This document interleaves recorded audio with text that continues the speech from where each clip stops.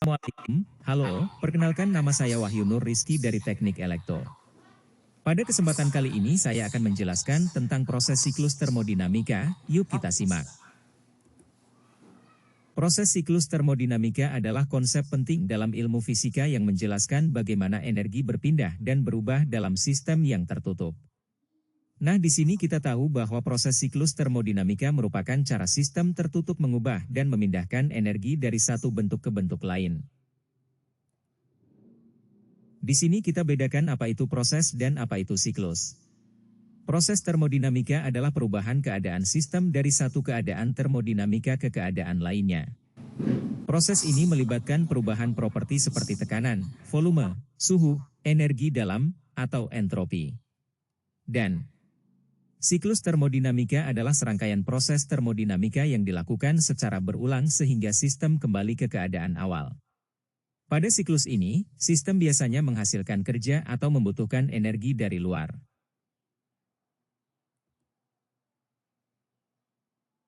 Nah, di sini ada proses dalam siklus termodinamika mencakup 4 jenis utama, yaitu proses isotermal, suhu sistem tetap konstan, seperti saat gas melebar perlahan tanpa perubahan suhu.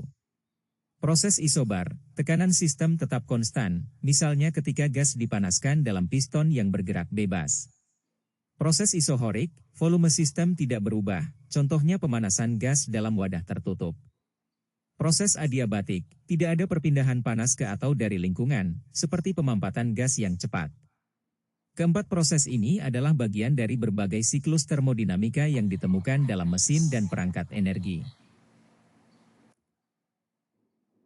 Di sini saya akan menjelaskan siklus termodinamika. Seperti yang kalian lihat, siklus termodinamika ada 3 di antaranya siklus Carnot, Otto, dan Diesel. Siklus Carnot, bayangkan sebuah mesin yang mengambil panas dari sebuah benda panas, seperti api, dan melepaskannya ke benda yang lebih dingin, seperti udara sekitar. Siklus Carnot adalah cara mesin ini bekerja dengan cara yang paling efisien secara teori. Mesin ini melakukan 4 langkah. Proses pertama, mesin menyerap panas dari sumber panas, misalnya, api, dengan cara mempertahankan suhu tetap. Proses kedua, gas di dalam mesin mengembang menjadi lebih besar, tanpa menambah atau mengurangi panas, hanya karena perubahan tekanan dan volume. Proses ketiga, gas mendingin secara tiba-tiba saat tidak ada panas yang ditambah atau dikeluarkan. Proses keempat, mesin kembali menyerap panas dari sumber dingin sebelum mengulang proses ini. Mesin ini bekerja dengan sangat efisien, hampir tidak ada energi yang terbuang. Siklus Otto, motor bensin bayangkan mobil dengan mesin bensin. Mesin ini bekerja dengan cara tertentu untuk mengubah bensin menjadi gerakan. Proses pertama, mesin memampatkan campuran udara dan bensin untuk membuatnya lebih padat. Proses kedua, setelah campuran udara bensin dipadatkan, api dari busi menyalakan campuran itu, dan proses ini menyebabkan ledakan kecil yang mendorong piston turun. Proses ketiga, piston bergerak naik lagi untuk mengeluarkan gas buang dari pembakaran tadi. Mesin ini bekerja dengan prinsip kompresi dan pembakaran untuk menghasilkan tenaga, tapi ada sedikit pemborosan energi karena pembakaran tidak sepenuhnya sempurna. Siklus diesel, mesin diesel mirip dengan mesin bensin, tetapi dengan sedikit perbedaan. Proses pertama, mesin memampatkan udara sampai suhunya sangat tinggi. Proses kedua, setelah udara panas, bensin dimasukkan, dan udara yang panas itu langsung membakar bensin tersebut tanpa perlu percikan api. Proses ketiga, gas yang terbakar mendorong piston turun, menghasilkan tenaga. Mesin diesel lebih efisien dibandingkan mesin bensin karena menggunakan tekanan tinggi untuk membakar bahan bakar, bukan percikan api, sehingga lebih banyak tenaga yang dihasilkan dengan lebih sedikit energi yang terbuang. Secara umum, mesin Carnot adalah mesin impian dalam teori karena sangat efisien, tetapi mesin Otto dan diesel lebih umum digunakan dalam kehidupan sehari-hari meskipun sedikit kurang efisien, karena lebih praktis dan lebih mudah dibuat.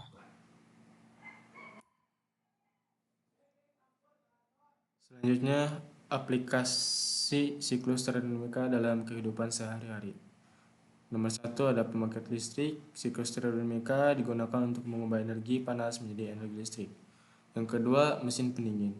Siklus termodinamika digunakan untuk mendinginkan ruangan atau memindahkan panas.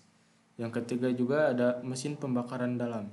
Siklus termodinamika digunakan dalam mesin pembakaran dalam untuk menghasilkan tenaga mekanik. Lebih lengkapnya, pembangkit listrik jadi listrik yang kita pakai untuk buat menyalakan lampu atau ngecas HP itu berasal dari energi panas. Caranya bagaimana? Udara dipanaskan sampai menjadi uap super panas. Uap ini kemudian dipakai buat turbin muterin semacam baling-baling gede. Turbin yang mematikan itu menyalakan generator dan akhirnya menghasilkan listrik. Jadi intinya energi panas menjadi energi gerak dan energi gerak menjadi energi listrik. Lanjut ke mesin pendingin. Kayak kulkas atau AC, di sini di prinsip itu menyelamatkan panas. Misalnya kulkas. Udara panas dalam kulkas diserap oleh zat khusus namanya refrigeran. Terus panas itu dibuang keluar, makanya kalau dipegang belakang kulkas pasti kerasa hangat atau panas. Karena panasnya sudah dipindahkan keluar, isi kulkas jadi dingin. Jadi energi listrik dipakai buat mindahin panas. Nah, selanjutnya teknik terakhir ada mesin pembakaran dalam. Contohnya mesin mobil atau motor. Prosesnya begini. Bahan bakar dicampur udara, terus dimasukkan ke dalam silinder mesin. Campuran ini dikompres dan dibakar, hasilnya gas panas. Nah, gas panas ini mendorong piston naik turun. Gerakan piston ini yang akhirnya membuat roda mobil atau motor bisa muter.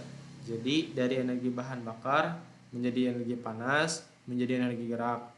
Kita bisa jalan-jalan menggunakan motor tersebut karena kinetik, ya perubahan kinetik.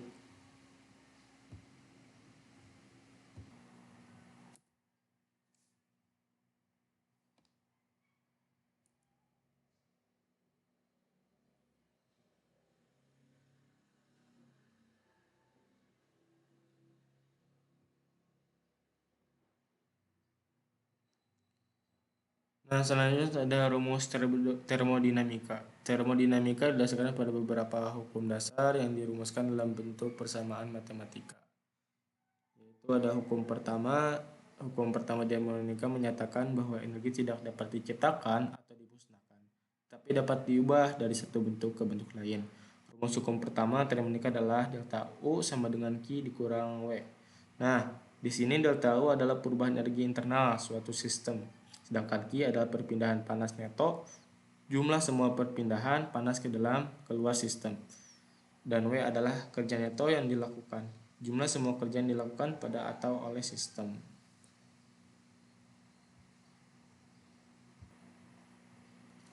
Nah, untuk hukum kedua, di sini ada hukum kedua termodinamika menyatakan bahwa kalor mengalir secara alami dari benda yang bersuhu tinggi ke benda yang bersuhu rendah dan tinggi mengalir secara alami dalam arah sebaliknya. Hukum termodinamika ini juga berkaitan dengan entropi yang merupakan ukuran keseimbangan termodinamis dalam suatu sistem fisik. Entropi menjelaskan perubahan energi dan menjadi dasar dari hukum dua termodinamika. Untuk rumus hukum termodinamika kedua yaitu ada delta S. Delta S adalah perubahan entropi. Entropi S adalah ukuran dari tingkatan ketidakaturan atau penyebaran energi dalam suatu sistem. Delta S adalah perubahan entropi selama suatu proses termodinamika. Nah, di sini ada Q. Q yang berarti panas yang ditransfer. Q adalah energi dalam bentuk panas yang ditransfer antar sistem dan lingkungan selama proses termodinamika. Per T.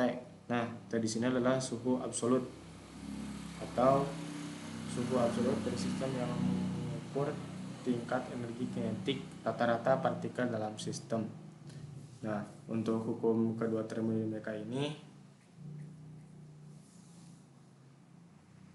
kita ketahui bahwa delta S lebih sama dengan Q dibagi T.